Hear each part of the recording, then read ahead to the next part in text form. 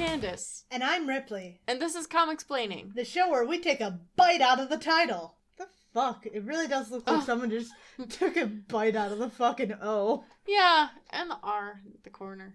Well, here we are in June, and happy Pride Month. Happy Pride Month. Also, happy premiere of Loki, because that's on the same day as this is coming out. This is the pride of the Marvel group, but that's not the pride we're talking about. Yeah. We're going to talk about Loki more later. We are? Yeah. Should have seen that coming. And we're also going to talk about Pride more later. Not in this episode, but eventually. For right now, let's just jump into Journey into Mystery number 104. Release date, March 1964. Written by Stan Lee, pencils Jack Kirby, inks Chick Stone, and letters Arnie Simek. All familiar names. Indeed. The usual suspects. Well, as you can see, we've got a familiar villain on the cover, but... Thor's T-posing. He is. We have a villain who is familiar from Tales of Asgard, as you recall. Right. That guy. Surtur, who, as you recall, in one of the Tales of Asgard that we read, Odin trapped him in the center of the earth. I do remember that, and then he gave him a Pegasus. Yeah, he gave him a Pegasus for some reason. You know, those Pegasi that exist in the center of the earth. Yeah, you know. So, let's get into it. We start with Loki in Asgard berating the Enchantress and the Executioner for failing to kill Thor. The Enchantress doesn't really want to hear it. She's like, I mean, he's Thor. He's stronger and wiser than you suspect. And Loki's like, that's bullshit. Go away. Odin, what do your elf eyes see? Loki goes to find Odin, who is standing on a cliff, titties out. It's a look. It is a look. He is once again pondering the plight that his favored son doesn't do what he says. It's not fair. It's not fair. He also says that Thor is his favored son in front of Loki, who is also his son, which is a bad look. No, you're never supposed to do that as a parent. No, it's very bad. So Odin asks Loki for their advice on how to get Thor to stop loving Jane, because that's worked out well so far. Right, I was gonna say, he's had like 2 cracks at this and neither of them have really done much. Yeah. Maybe ask someone else. Maybe ask Heimdall. Maybe ask anyone else. Anyone else. Loki tells Odin that he should go to Earth and tell Thor in person that he's not allowed to love Jane. And Odin's like, that's a great idea, and I'm gonna put you in charge while I'm gone. So... What? This whole series, Odin has been mad at fucking Loki. And now he's like, you're in charge, Loki. You're in charge, Loki. I'm gonna give you a portion of my power so that you can rule Asgard until I come back. This won't go badly. It's not like you've tried to take over before. It's not like you have a track record. No, it's fine. Anyway, on Earth, Jane Foster's apparently asleep on the job.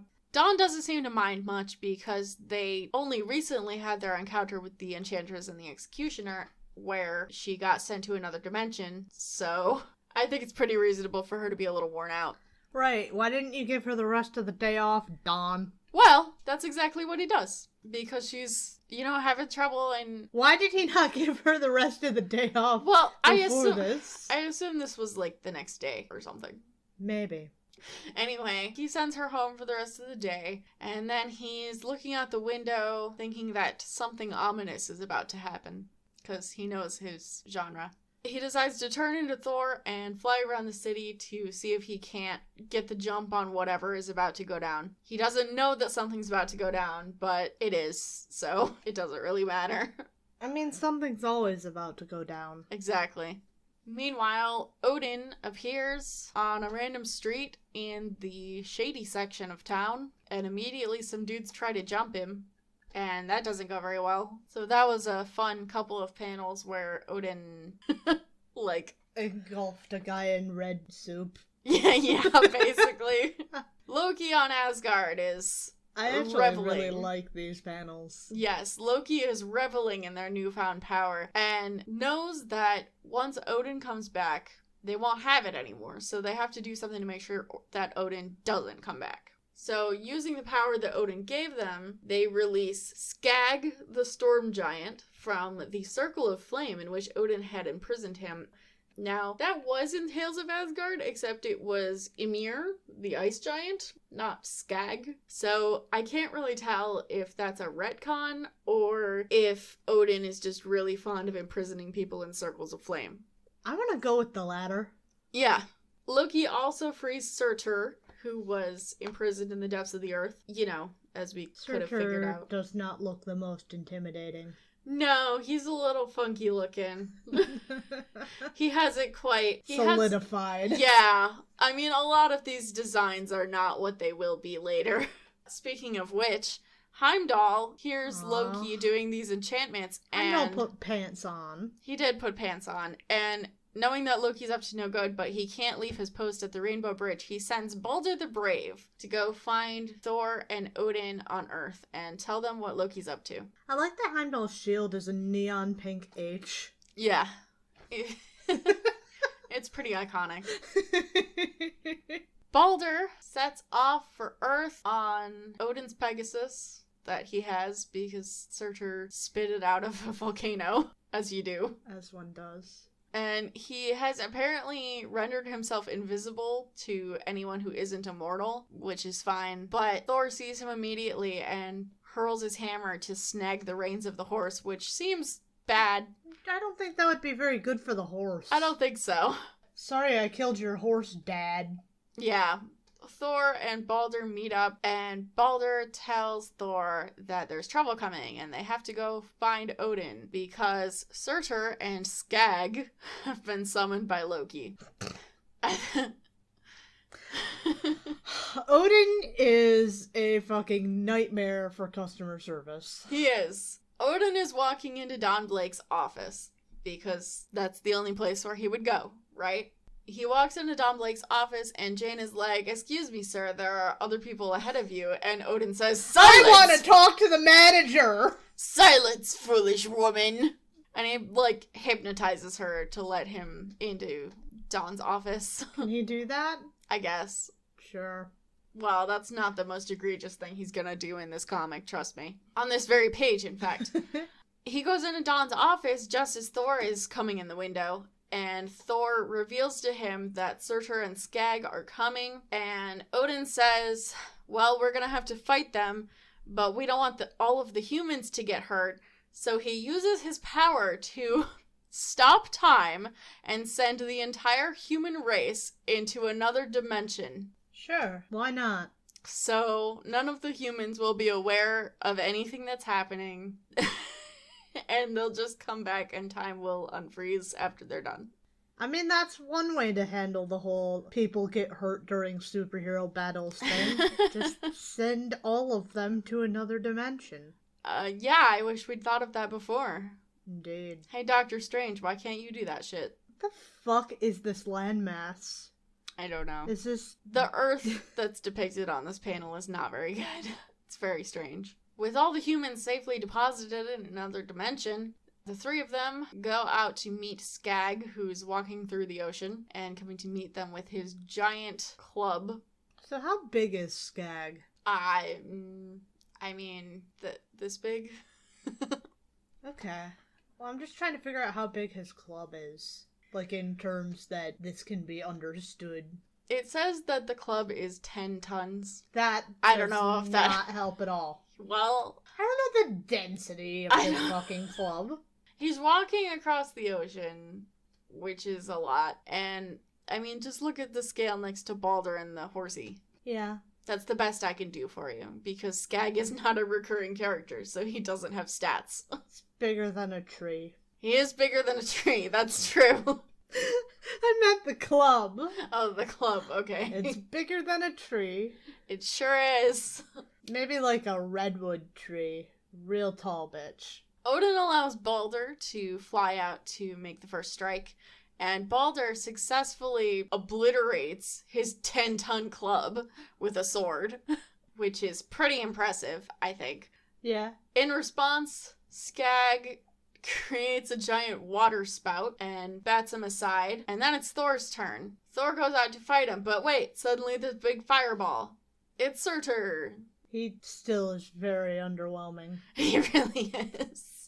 At least Skag's real fucking big. He's just a little pink bitch. With red undies. He's not really small, but he looks small in this panel. He's technically bigger than the others are, but not as big as Skag. Odin finally decides he's going to do something, and the thing that he does is he makes the bottom of the ocean soft so that Skag sinks into it. I hate sand. It's coarse and rough, and it gets everywhere. Yeah, because they're still in the water at this point. So Skag asks Surtur for help, and Surtur manages to, I guess, bake the ground under the ocean enough that Skag can get out. But it's under the water, so I don't understand how he's doing that. It's fine. It's fine. Yeah, this plot is not very compelling. I don't blame you for being a little checked out. I'm paying attention. Okay. Well... So he's going to destroy an entire galaxy by spinning in a circle. Spinning really is a good trick. Yeah, it is. Well, what Surtur decides to do is that he's going to turn into a big fireball, and then he's going to... melt the ice caps. He's going to melt the polar ice caps. Yup, so that the world dies in a flood. Except nobody's there. Except nobody's there. And Skag makes a giant storm that starts crushing up the city. Except nobody's there. Except nobody's there. But don't be afraid, because Odin is making a shield around the city, so when the humans come back, all their stuff will not be destroyed. Well, that's good of him. Pretty cool of him. Thor, seeing that Skag is making a storm, goes after him with his own storm, because that's what he does. And then finally, Odin is like, alright, I'm gonna use my sword to drain the evil power from Skag. Well, if he could do this, why didn't he do this before? Why did he bother with this circle of flame shit? I don't know. He starts draining the power from Skag. Loki is replenishing the power, but eventually also runs out of power. Because he only had a little bit of power. Yeah. And then I guess this takes it out of Odin because he falls on the ground. But Baldur and Thor are still there. So Thor picks up Odin's sword and uses... well... Okay, so there's this assertion I'm not sure I understand. So, because Surtur is an older immortal, he might be better than Thor's hammer? Mm-hmm. I don't get that. Why would that be the way that is? So, Thor says, Surtur is an older immortal than I, so my hammer might not prevail against his power. But the sword of Odin, it's older than all, and only Odin's son can wield it. This is a whole load of horse shit. That's convenient. It's a whole load of horse shit. There's absolutely no reason why any of that should be the case. Mjolnir is specifically made to be the strongest weapon. And it's specifically for killing giants. So, yeah. But it's fine, I guess. It's only good for killing giants that are younger than Thor. Yeah, that's how it works. Surtur is a fireball. He's heading towards the polar ice caps, but suddenly he shoots out into space. Pinballs around the galaxy. He goes to a completely different galaxy and sticks to a magnetic asteroid. That came out of nowhere. Yeah. And then Thor gives the sword back to How Odin. did that happen? So, I'm really unclear on this. Thor's like, I'm gonna take this sword and then I can go fight Surtur, but then he doesn't go fight Surtur. This just happens. Yeah, so I really can't tell if this just happened out of the blue. Wait, or... this is the end of the issue? Yes, if Thor made it happen. What the fuck kind of resolution was that? Yeah. So that's the end. They finished the fight.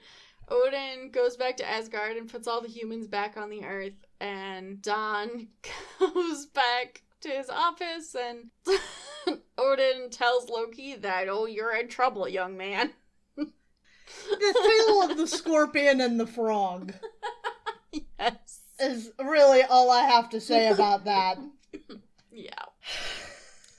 So this issue was not very good. No. Wasn't your best, Stan. Who's to fucking blame? You for giving Loki power, or Loki for abusing the power that you gave him when he has a track record, Odin? Yeah. Dumb bitch. Tales of Asgard. Heimdall! Yep. We're gonna learn about Heimdall. It's Heimdall time. It's Heimdall time, baby! Yeah! We begin with Heimdall answering a summons from Odin. Who's watching the bridge?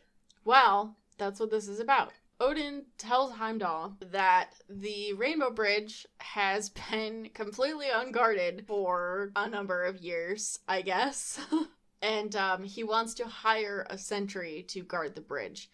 And he's picked out 3 warriors, and Heimdall is one of them, and he's going to do job interviews. This is gripping. Yep. Where these 3 guys will each try to convince Odin that they should get the job to guard the bridge. Tell me, Heimdall, why did you leave your last job? Yeah, so he brings these 3 guys together, and he says, the first guy, Agnar the Fierce, tell me why you should get this job. And Agnar says, my lungs are the strongest. Weird flex, but okay. And the second guy is like, what does that have to do with anything? And he says, because I can take this giant horn and blow it really hard so everyone knows that there's danger coming. Which is valid, I guess. It could be worse. The second guy is Gotron, the Agile. Gotron sounds like he should be piloting a giant fucking robot. Yeah. Apparently, his skill is that in the last attack from the Storm Giants, he defeated 7 of them.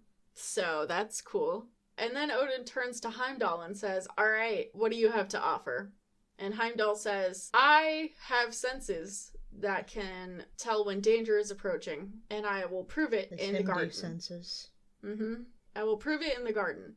So he goes out to the garden and he puts his ear to the ground and he says, in the hidden hills, there is a tiny plant growing.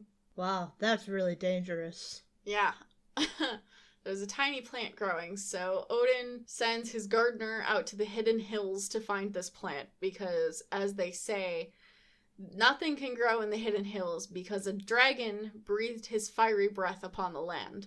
I'm not sure why that would mean nothing could ever grow there. Yeah. I understand why it could mean that anything that was growing there no longer is. Yeah.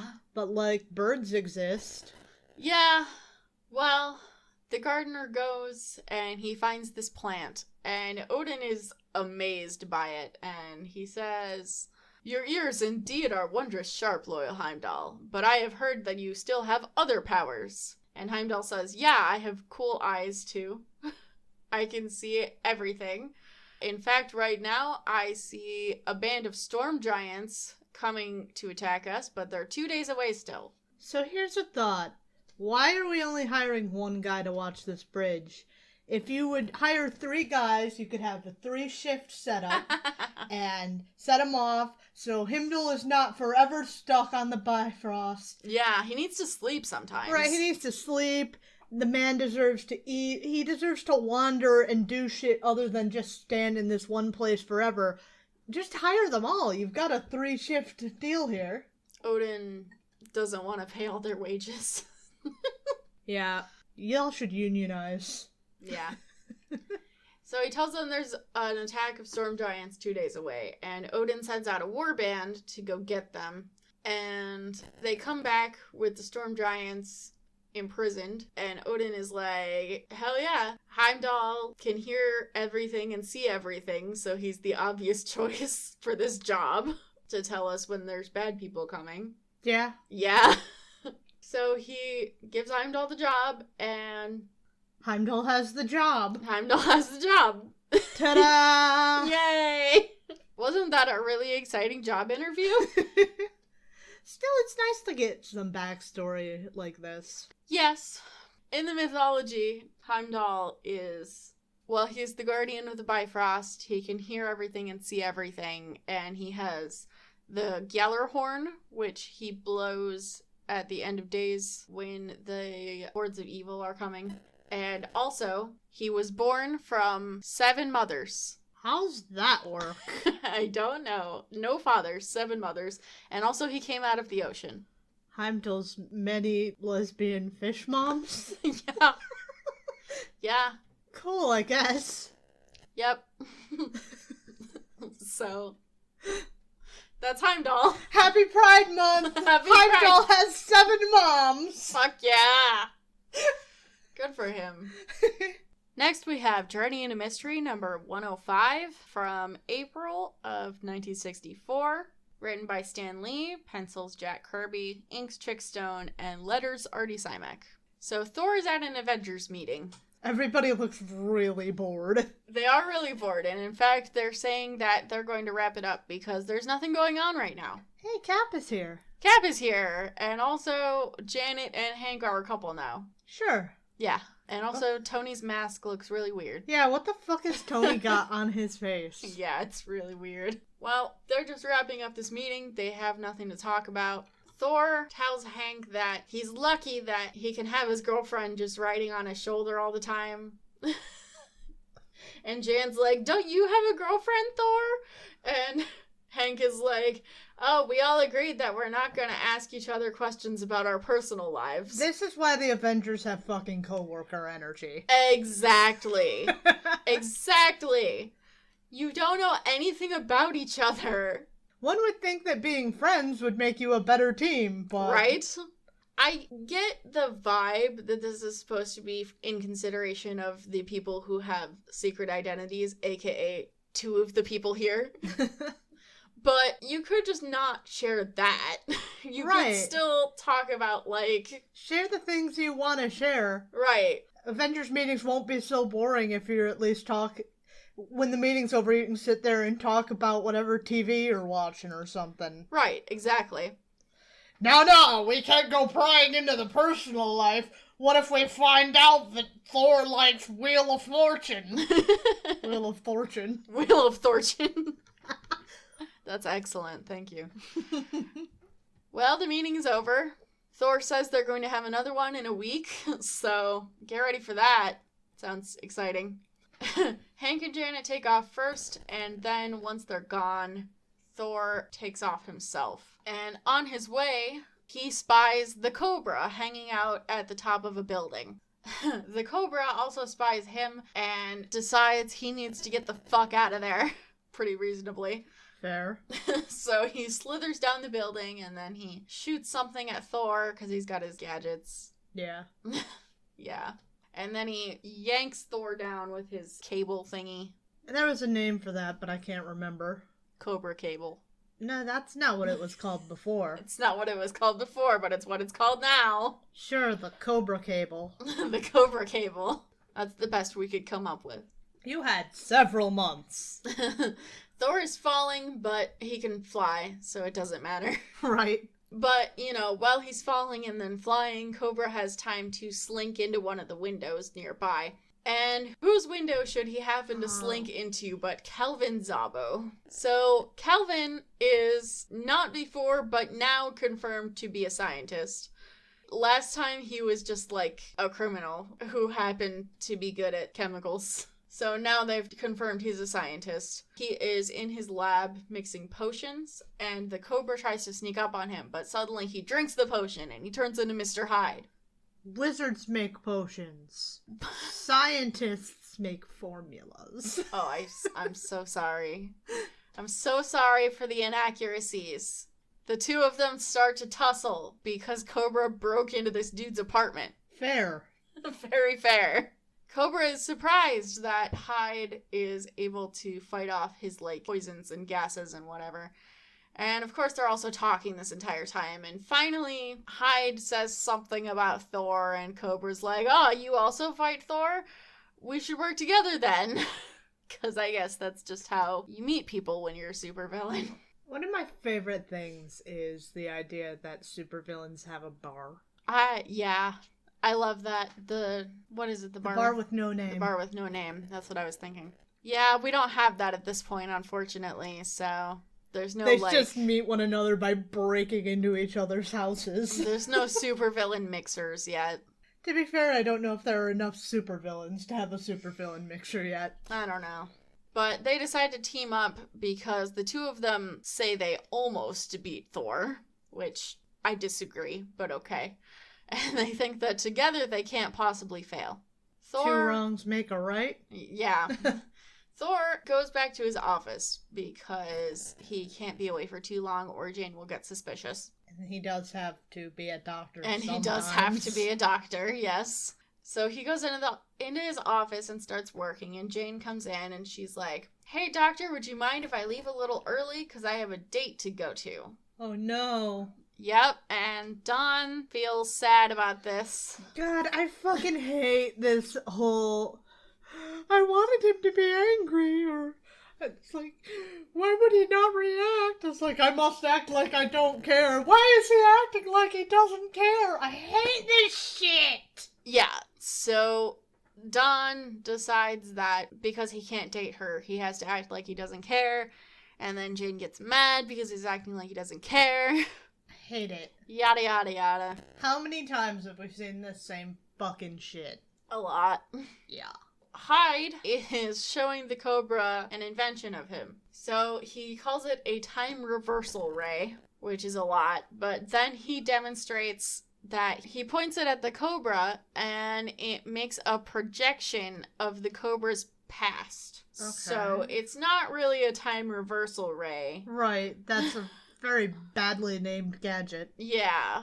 They decide that by using this on Thor, they'll be able to determine where he, where he lives, basically, and then go hit him where he's not expecting it. Not terrible. Not a terrible plan. Don Blake is stewing, brooding. Okay, but, if you attack him where he lives, he's still Thor. Yeah, that's true. Well, he's not, actually, but they don't know that. He's still granted the ability to become Thor. That's true. Don Blake is brooding in his office and decides to turn on the radio because he's got to get his mind off of Jane with another man. And he turns on the radio just in time to hear that Mr. Hyde is attacking a jewelry store. And he's like, perfect. That's exactly what I need. And he turns into Thor and goes to fight Mr. Hyde. Mr. Hyde, seeing him, opens his coat. Mr. Hyde is a flasher. He's a flasher. He opens his coat and shoots out chemical irritant sprays. How does that work? He had them hidden under his coat. It's not coming out of him. Right. I'm not clear on how this is functioning. Is there a sprayer? Did he just have it puffed up under his shirt? I don't know. But he shoots it at Thor, and I guess it makes his eyes hurty. Which gives Mr. Hyde just enough time to get a little bit away, because he doesn't want to fight Thor yet, but he also doesn't want to fully get away from Thor. Right. So he leads Thor on a chase so that Cobra can zap him with the time reversal ray. And they are able to do that and see in Thor's past him returning to Don Blake's office. But Mr. Hyde is annoyed because it cuts off there and doesn't show anything prior to that. That's kind of neat. I kind of like that. And the narration says it's because before then he hadn't been Thor, he'd been Dr. Blake. Which I'm not sure about because it's kind of implying that Dr. Blake and Thor are separate. I can't get into that yet. Anyway, after this chase with Hyde, Thor returns to his office again, and he's thinking about Jane again, and he decides again that the only way he can go on is to give up being Thor. So he decides he's going to take a test run at giving up being Thor. He's going to lock his cane in a steel cabinet for a full day and not become the God of Thunder at all. Okay, but he still needs a cane. Yeah. Also, just as he's doing this, Mr. Hyde and the Cobra are coming in the window. I mean, that was always going to happen, but what the fuck? Yeah. Mr. Hyde and the Cobra assault him and demand to know where Thor is. So Don Blake says, I don't know. And that's it. At that exact moment, Jane is going on her date with Paul, but she's having second thoughts because she's still in love with Don Blake. She doesn't really want to date anyone else. That's kind of sweet. Yeah, so she asks Paul to take her back because she doesn't want to go on a date with him. And then she goes back to the office to find out how Dawn is doing because he looked worried about her when she said she was going on a date. That's sweet. But as she's entering, she of course gets kidnapped by Mr. Hyde. Captured, rather, not kidnapped. And they are then able to use Jane as leverage to get Dawn to do what they want. And Dawn tells them to open the steel cabinet and take out his cane and then stand in front of the window. And he says that when they tap it on the ground once... Wait. Don't get ahead of me. He says when they tap it on the ground once in front of the window, Thor will come because that's his signal. So they do that, and they're both poised by the window looking out of it because they're expecting Thor to come in the window. And when they tap it on the ground, behind them, Don Blake turns into Thor. So I have some questions about that. I never thought that it could be anyone tapped his cane. Yeah, I thought it was Don had to tap the cane for him to turn into Thor, but it really brings up some interesting questions. If anyone taps the cane, he turns into Thor. Don turns into Thor, I guess. And the cane turns into Mjolnir. And Mr. Hyde, who is holding the cane, suddenly falls to the ground. Because he can't hold Mjolnir. And apparently, neither of them noticed this. And neither did Jane, I guess, even though she's standing right there. She was also looking out the window. That's true. God, how convenient. Yeah, and Mr. Hyde is like, oh, the cane, I must have dropped it out the window. And they turn around and Thor is there. And Thor's like, oh, I came in the back door. Don Blake left to call the police. This chain of events is really funny. Yes. You dummies, I just came in through the door. You thought I was going to come in through the window? That's dumb. Why would he assume that he threw the cane out the window and it just pulled him down to the floor? It became a hammer? Yeah. Yeah, it's a lot. So Thor starts attacking them, but then they activate Plan B, and they both run in opposite directions. Let's split up, gang. So Thor can't go after both of them at once. He ends up letting both of them escape. Great job. Fine. As Cobra is escaping, he says that Plan B means that we'll lure Thor to another place where the odds will be in our favor. What place this is, we don't know. Apparently it's just go somewhere else. Sure. It's very unclear what time of day it is. At this point it looks like sunrise or sunset. Then the next panel it's dark. Yeah. Then a couple panels later, the sky's bright. Yeah. Jane was on a date, so assumedly it is night. Or evening, at least. Right. Thor takes off after them, and he's thinking to himself, he can never give up being Thor as long as menaces like Hyde and the Cobra are around. Which is cool of him, I guess. Yeah. So what if he just dated Jane anyway? He would get in trouble. Yeah, so? I don't know. He's a goody two-shoes. He doesn't want to get in trouble. Wuss. He's like, my dad will be mad at me.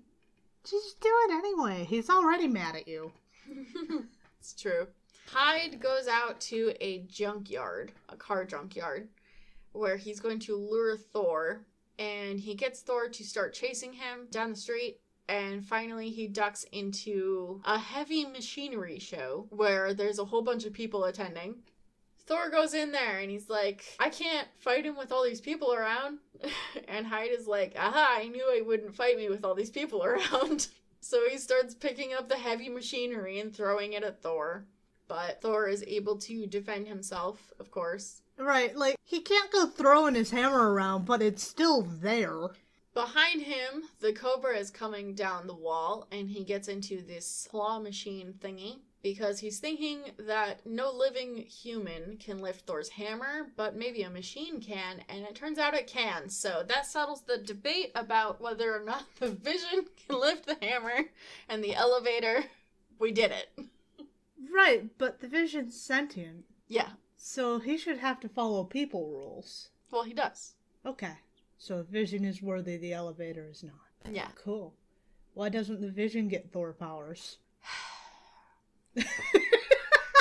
I don't know. Because the movies aren't cool. Damn right. If the movies were cool, then both the Vision and Cap would get a cool Thor outfit. Fuck yeah. And Thor powers, but they don't because they're lame and stupid. That's my hot take. Absolutely. Well, the hammer gets taken away, and then the machine deposits the hammer within its storage compartment. Why does it have a storage compartment? I don't know. But that's the cliffhanger we end on. That 60 seconds to go. What will happen next? So Thor is facing off against Mr. Hyde and the Cobra without his hammer, and in 60 seconds he will turn back into Don Blake, and that's the end of the issue. Hey. Next, Tales of Asgard. When Heimdall failed. That's a look. It is a look. So, this one, we have King Brimir, or Brimmer, or whatever. Brimer. Who is king of the Storm Giants, and some chick named Nedra, who is wearing an outfit. That's quite a fur hood. It really is. And King Brimer is lamenting the fact that they can't attack Asgard because Heimdall will know that they're coming. And he asks Nedra if there's any way to surpass Heimdall. And Nedra summons a wind spirit called a Vana and commands it to go into Asgard and look at all their defenses and everything and report back. So how is Heimdall not hearing all of this right now? He doesn't hear and see everything all at once. Basically, he can, tune into specific points. Okay. But he can tune into any point. Okay.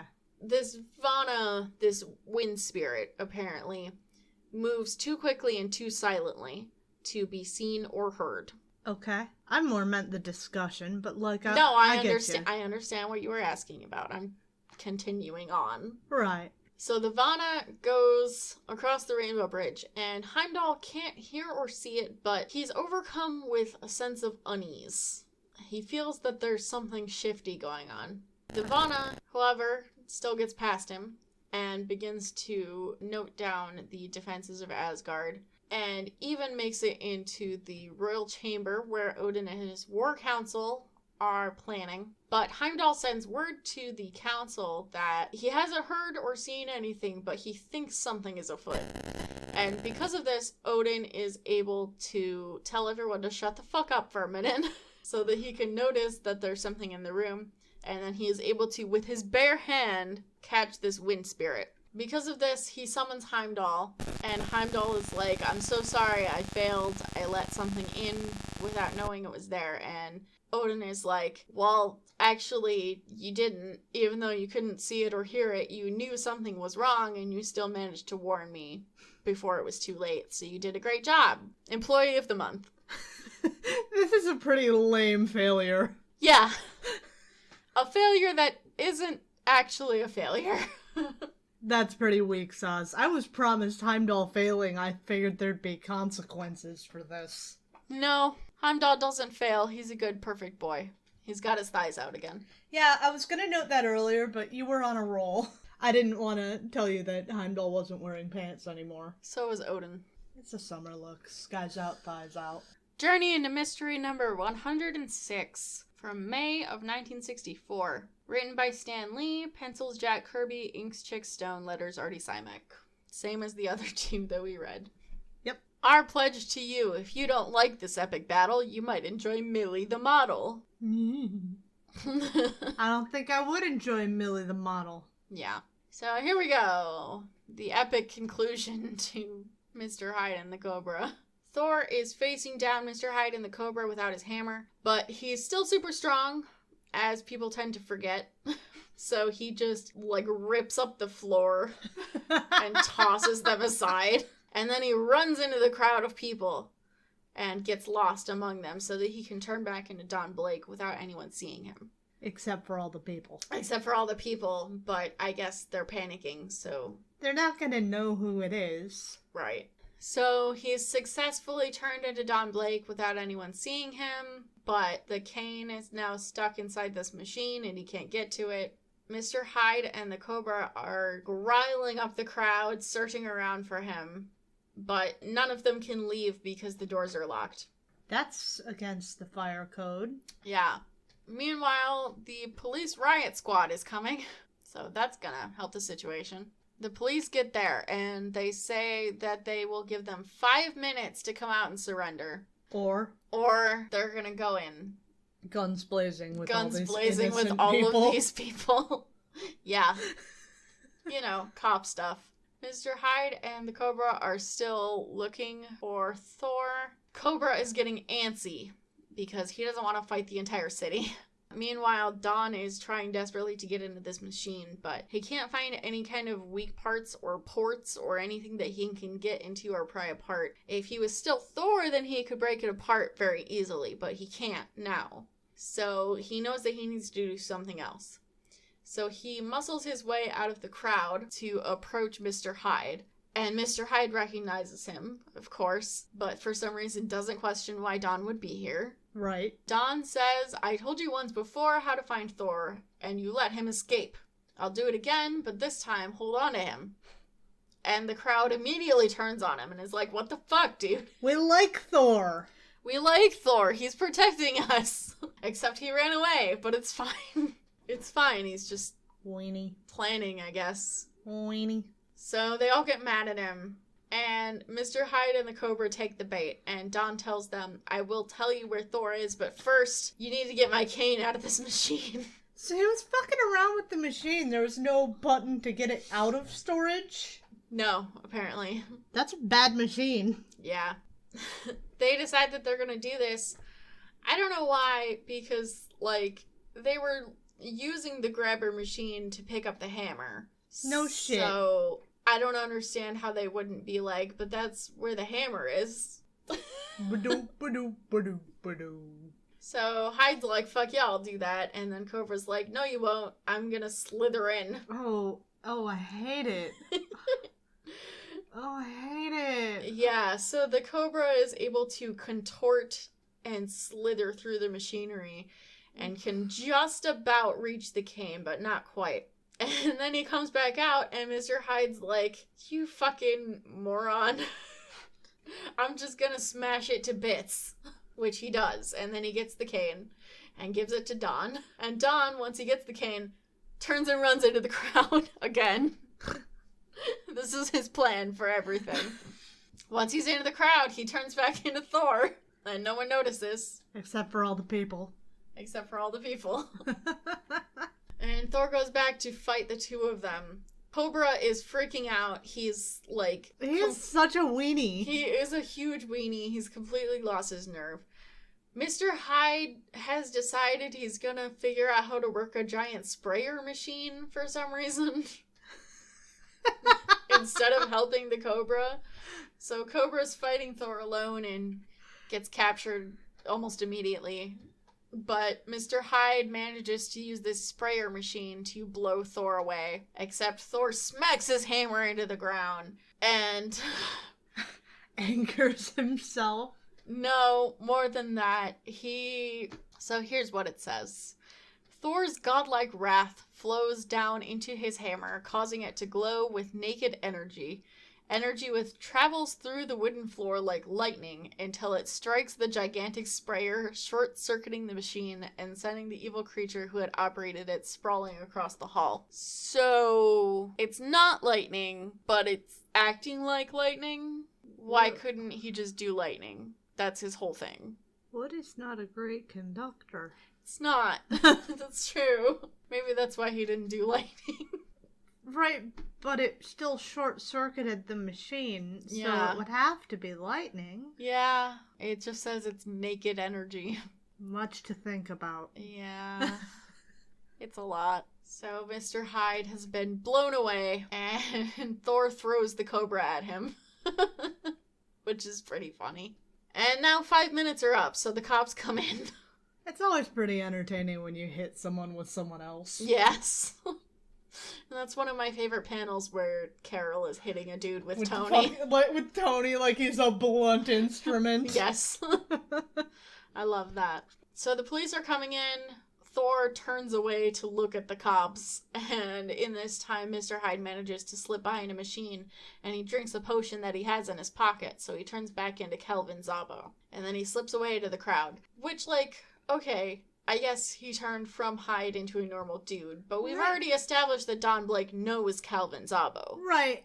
And this was in front of a bunch of people again. Again, yes. Well, they lost him, so the cops come in to arrest the Cobra, and Thor leaves, hounded by the press, but refuses to give a quote or statement, and he goes off to find Mr. Hyde. He's just walking down the street for some reason, even though he can fly. Calvin follows him out and then drinks another potion and turns back into Mr. Hyde. And apparently, it's revealed here that he has a special jacket that when he turns it inside out, it becomes his green Mr. Hyde coat. That's amazing. That's really I love that. incredible. Just a reversible jacket on one side, a normal dude on the other side. That's Mr. Hyde. That's spectacular. More people need to get onto this. So he rips up a lamppost and uses it to smack Thor's hammer away because he reasons he can probably win a hand-to-hand fight as long as Thor doesn't have his hammer. Which is bad reasoning, but okay.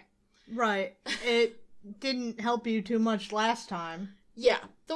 So he smacks the hammer away from Thor, and it's within reach, but Thor decides, I'm gonna lay the smack down on this motherfucker inside of a minute. yes, that's exactly what he decides. He's like, I'm done with this. I'm so sick of dealing with you. I'm just gonna punch your fucking lights out. In a minute. So they start fighting. Thor throws Hyde through a wall, and then Hyde picks up a radiator and throws it at Thor. And misses. And misses. Well, Thor ducks, so. And then Thor slugs him a few times. And by this point, Hyde is getting a little panicked because he thought this would be easier. It's really funny to me how often people think that the power is in the hammer and not in Thor himself. Not in the Thor. Yeah, and even though the hammer is, like, gives you the power of Thor, like, the hammer has its own powers, but the strength comes from Thor. He picks up a banister from some stairs and starts smacking him, or trying to smack him. But Thor is able to punch his lights out and then swings him around and throws him at the cops. With 5 seconds to go, he goes and picks up Mjolnir again. Okay, but he's still not, like, fucking defeated. Now he's just there around a bunch of cops. What's to stop him from beating up on the cops? Punched his lights out. I think that's the first time we've ever seen Thor punch someone. Is he really out? I guess. Yeah, Thor strong. Okay. So the cops are able to arrest Mr. Hyde and the Cobra, and Thor is able to go back and find Jane. And he finds her watching the news, and he approaches her, but Jane is mad at him. She says that on the news they said that Don sold out Thor, I guess. How did they even know who he was? I don't know. He's just a dude. But the news has reported that Don did this, and Jane is mad at him, and she storms out. And that's that. Thor sad. Thor sad again. Sad Incredible Hulk walking away music. Yeah. Tales of Asgard, it's Balder. Balder time. Balder time. Balder looks different. Balder looks very different. Here we have Balder the Brave. So Odin has summoned Balder to his throne. And Odin says, yesterday during a battle, Balder left when they were pursuing the enemies. And he wants an explanation for why Balder left the field of battle. And Balder says that he saw a bird fall from its nest and turned to put it back with its mother. Too good. Which is adorable. Too pure. Too good. Too pure for this world. And perfect cinnamon roll. Yeah. Odin says that's completely unacceptable, and to pay for deserting the battlefield, he will die. Wow. Yeah. That seems extreme. And Balder says, okay, well, if you say so. And all the other warriors are like, no, please, we all love Balder so much. Kill any of us instead. Wow. Including Loki for some reason. Is there, yeah. Loki is there, which doesn't make sense given future things that Loki does, but okay. No! Take the life of... Well, he doesn't say take his life. He's not the one, like, kill me. He's like, kill someone else. Yeah, but... Maybe he just really doesn't like any of his other coworkers.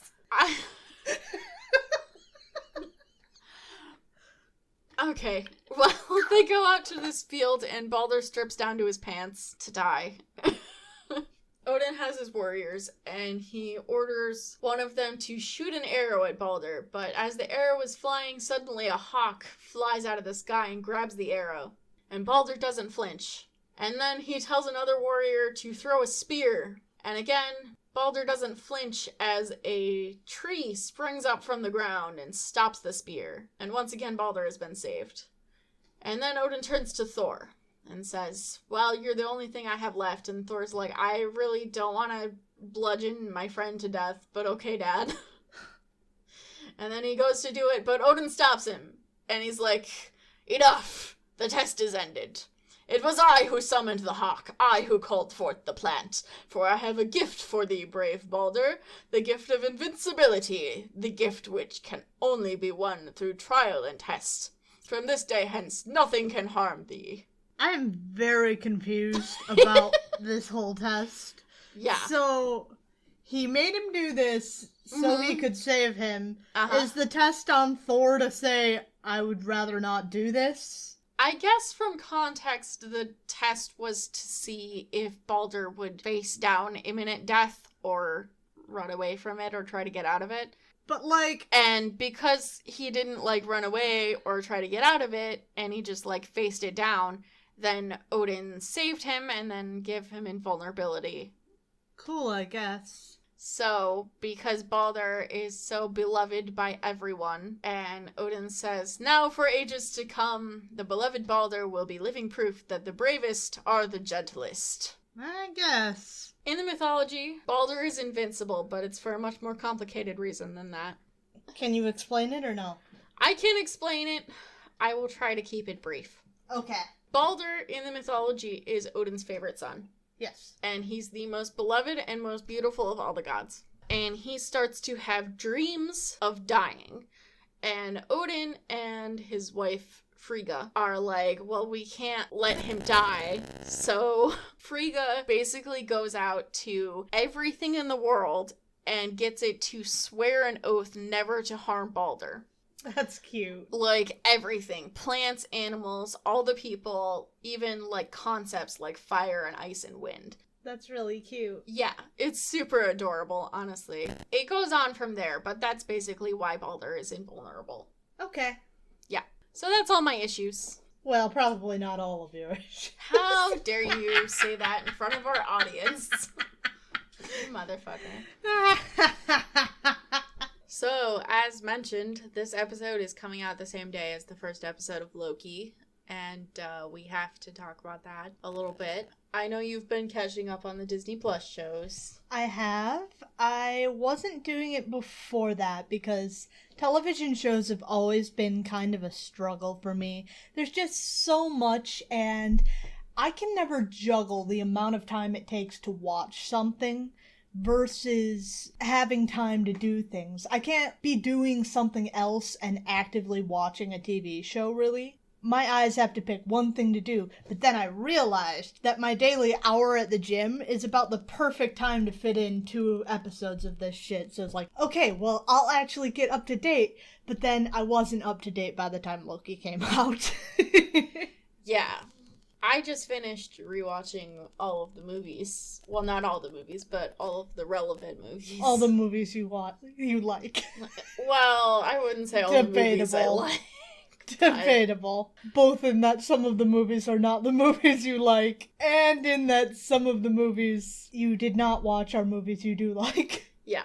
Yeah. So, I also know that you don't know anything about the Loki show yet. You haven't watched trailers or anything. No. See, I try and avoid hype when I'm going into things because I've been burned before. I like to call this Phantom Menace syndrome, but that's only because I wasn't a Star Wars fan at the time. It's not as personal to me what was happening when Phantom Menace came out and the backlash that comes when all these people had, a decade or 2 to get excited about this fucking movie, a decade and a half, and then it was never gonna live up to that. And so I've always tried to do my best not to get hyped up about things because I'm always afraid they'll let me down, but Marvel Studios has burned me on this before. Yes. Unfortunately. Yes. Would you mind if I give you a quick, synopsis of the show as we know it so far? Yeah, I only know the barest details, so that would be great. Okay. Basically, it's Loki from Endgame, which is Avengers... Alternate universe Loki. Alternate universe Avengers 1 Loki, who got the Tesseract during Endgame. And poofed. And poofed away. So, it's gonna be him. Basically, he poofed away with the Tesseract, but because he poofed away, he's now going to get arrested by the Time Variance Authority, the TVA, the Time Cops, which we all know and don't love. Oh yes, the Time Cops that I know. Yeah. No? You've never read anything with the Time Cops? I don't know that I have read anything with the Time Cops. If I have, they weren't memorable enough for me to recall. Yeah. Well, they exist. So we'll leave it at that. Is Jean-Claude Van Damme one of them? No, but Owen Wilson is. Fascinating. Yeah. So Loki is going to get arrested by the TVA as a variant, basically like an alternate reality version of himself. Okay, so wait. Mm-hmm. The fucking Time Cops. How does a Time Cop arrest a god? I don't know. I'm kind of interested to see that, but basically Loki is going to get a choice in the show between dying or helping the TVA to fix the timeline problems that he caused. That's fun. Yeah. So I think it sounds very fun. I think that it looks like it's going to be basically a comedy with a little bit of action, which sounds about right. That fits in with the way Marvel Studios approaches most things. Yeah. I also try not to get too excited about stuff most of the time, but this time I am kind of excited because I just can't help it. It's hard when it hits close to home. That's when you get burned. Yeah. But I hope you don't. I hope so too. Tom Hiddleston is one of the producers, and I trust him with my life, so we'll see. We'll see if he saves your life? Yes. Okay. How can we arrange this scenario? I don't know. Okay. He's not on Twitter anymore, so... Well, that'll make it hard. But I'm not on Twitter either, really. Yeah. I would be on Twitter if I didn't hate Twitter. I think people who are on Twitter hate Twitter. I think people who are on the internet hate the internet. Yeah, that's fair. I think the show... We've gotten into time travel and multiverse stuff a little bit in the MCU, but I think the show is really going to kind of flesh that out a little bit more and kind of pave the road for the next phase, basically, because it's going to be like a time travel show. Yeah, I do like time travel. Time travel is fun. When you don't send Steve back to do things that break the entire rules of how the universe works. Right, the rules of time travel that you established within the same movie. Exactly. God, don't even get me started. Oh, you travel back in time, you make an alternate universe if you start changing shit. Changing the past doesn't mean changing the future. It just means changing a different future. That is a verbatim line from the fucking movie. Anyway, that was a tangent. That was my fault. My bad. I'll own that. I just watched that movie, yesterday, so... The only other thing I wanted to talk about is I just came into possession of some new information. Oh, hot off the presses. Yes, so in fact, this is going to tie into both of our topics, Loki and Pride Month. Okay. So there was a new promo released today, which, before I get into this, let me just say the amount of fucking promos that they've done for this show is absolutely ridiculous. It's like they think that if they don't promote it for a day, we'll forget about it. And yet I still have managed to see none of them. That's because you're not on social media. I kind of am, but not much. Mm-hmm. I do my own thing. If I'm hanging out on Reddit, I'm not looking at the right subreddits to see it. I should. I'm subscribed to some of them. I just don't. I sit here and watch subreddits full of videos of people doing stupid things and getting funny nut shots with breaks instead. That's my internet experience.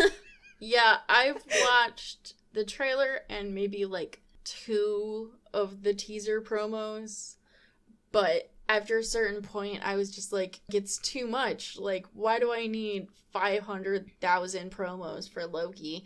At this point, I could just stitch them all together and make a full episode out of it. Right. They're either making you watch the same thing over and over and over again, or they're just showing you too much. I can relate. I've been there. Star Wars Revenge of the Sith had a lot of that. Mm-hmm. On that subject, though, there was a new promo released today on Twitter. Some of you might know what I'm talking about, but it starts with a shot of Loki's TVA intake paperwork, and it's only there for like a second, and someone clipped it and zoomed in on it, and it says, under sex, fluid. Nice. So, MCU Loki is now canon gender fluid. Very nice. I am shocked. I didn't think that was ever going to happen. Well, they'll just clip that part out in China. I mean, it's cool. I do have a couple questions and issues, and I'm very concerned about it, despite it being cool. I mean, first of all, the fact that it said sex fluid and not gender fluid. Sex and gender aren't the same thing.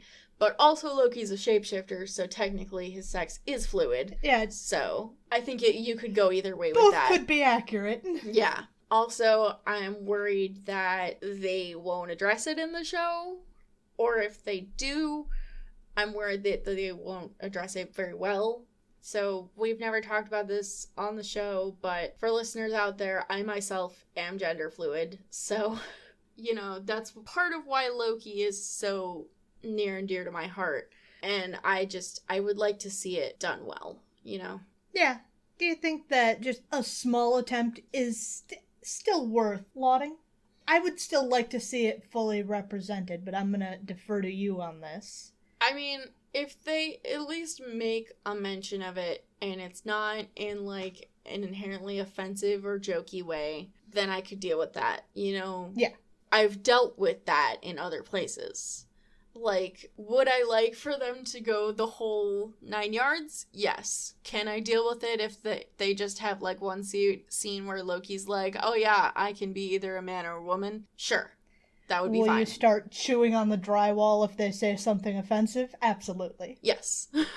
Don't chew on the drywall. We need our safety deposit back. Okay, we're not gonna get it. Oh, god damn it. Have you already been munching on the drywall? Yes. Oh, you. That's all I had to say about Loki for now. We're gonna check in again later this month. I think our plan is... the plan we've discussed anyway. We're gonna probably come back to this at the end of the month, if not sooner. I've gotta get my way through Falcon and the Winter Soldier, because I just finished up WandaVision. So once I finish up that, I'm going to start in on Loki, and when I catch up, which should be soon considering I work out like 4 days a week, we'll come back around to Loki, because it's kind of hard. We've joked before about how we're going to cover every episode of the Loki show as it comes out, but I think that would be a little difficult, because these shows aren't too long, so coming up with a full episode's discussion might be difficult. So, on that subject, one other thing that I do know, because the press version of the first 2 episodes came out already. Yeah. Both of the first 2 episodes are more than 50 minutes long. Okay. So, now I'm not saying we are going to cover every episode. Well, that would be difficult because I'm not caught up. Yeah, we're not going to do that. That was a joke. Yeah. It was a joke when I said it. I wasn't serious about it. Yeah. I will say that if anyone is absolutely dying to get my takes on it, I might consider doing like a little bonus episode on the Patreon, perhaps, but that's only if anyone is interested. Yeah. So we will circle back around to Loki. This is not the end of Loki. This is also not the end of our Pride Month content. We're gonna talk about some other subjects as the month goes on. Yes. But we'll be back to Loki before the month is out. Yes. And hopefully by then I will be able to tell you whether they did gender fluid Loki well or not. I hope so. I hope so too. All right. Well, with that done, if you have any comments, if you would like to tell us if you want to hear these Loki minisodes, or if you have any thoughts on the upcoming show, or anything that we've expressed, get in contact with us. We've got several routes for you to do that. You can send us an email over comicsplaining@gmail.com. We'll read that on the show. You can talk to us on our new Discord server. We will include a link in the description, and we'd be happy to have you there. Please join, and if you do join, don't be dissuaded by the fact that there's only 4 of us in there right now. The only way there will ever be more than 4 of us is if you join, yes. And then we will slowly become Legion. Yes, and then we will talk to you and become best friends. Yes. That will not happen, but... I'll talk to you. Fuck you. We'll talk to you, but I'm not going to promise that we're going to become best friends. I don't want to establish that kind of parasocial relationship. Yes. Fair. Also, we were talking about our Patreon. If you support us over on Patreon, we do have content that comes out there. There is a weekly outtake of the stupid shit that doesn't make the cut for the episode. There's a lot of stupid shit. There's a lot of stupid shit. A lot of... I'll leave that for spoilers for the Patreon. Yeah, donate to our Patreon and you'll get... This is dumb. This is really dumb. Anyway, we'd like to give a shout out to our Patreon supporter, our one Patreon supporter, Robin the MVP. Robin is also over on our Discord. Robin is the best person on the planet Earth. Very true. You should be like Robin. Very true. We can't all be Robin. No. But we should all try. You should aspire to be Robin. If you'd like to see a video version of the podcast, we put one out weekly over on YouTube, including clips from the comics that we are talking about. Beyond that, please rate and review us over on Podchaser and iTunes. We would appreciate that very much. If anybody out there plays Marvel Puzzle Quest, we do have an alliance. That is 61fix, the number 6, the number 1, the word fix as in fixing your car. My webcomic is still on hiatus, but you can still catch me playing D&D. Not every Sunday, but most Sundays. Well, about half the time these days. At 7 p.m. EST on twitch.tv/droptune. With that said and done, we will see you next week. We'll be back talking about the X-Men, and we look forward to talking at you then. Bye. Bye.